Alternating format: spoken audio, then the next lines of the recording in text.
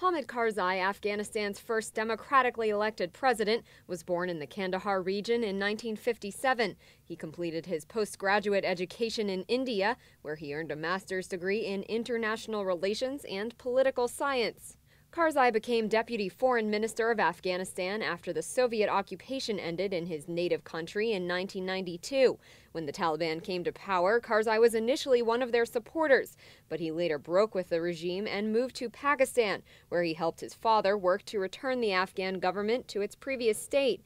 In 1999, his father was murdered, presumably by Taliban operatives, and Karzai took his place as a tribal leader. In 2001, the Taliban fell from power. Karzai returned to Afghanistan and eventually emerged as the chairman of the country's interim government. Less than 3 years later, the Afghan people made Karzai their president in the country's first democratic election. For many Afghans, the moment was seen as a fresh start and the first step toward healing a country fractured by war.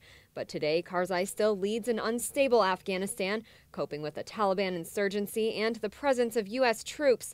Critics have faulted Karzai for weak leadership and allowing corruption to pervade the Afghan government. Others claim he is linked to drug and warlords. Still, he is widely known as a strong human rights advocate. In August 2009, the country held its second democratic presidential election, a race that was highly contested. Karzai was quickly declared victorious, but the outcome of the election was plagued by allegations of fraudulent voting practices, and a recount was ordered. About one-third of Karzai's votes were invalidated. The Afghan president was reportedly reluctant to submit to a runoff at first, but he has now bowed to pressure from international officials and the U.S. He will go up against his main challenger, Abdullah Abdullah, on November 7th. Karzai, who is one of 8 children, is fluent in several languages, including English and Afghanistan's 2 official languages. He has been married to an obstetrician for about 10 years. They have a son who was born in 2007.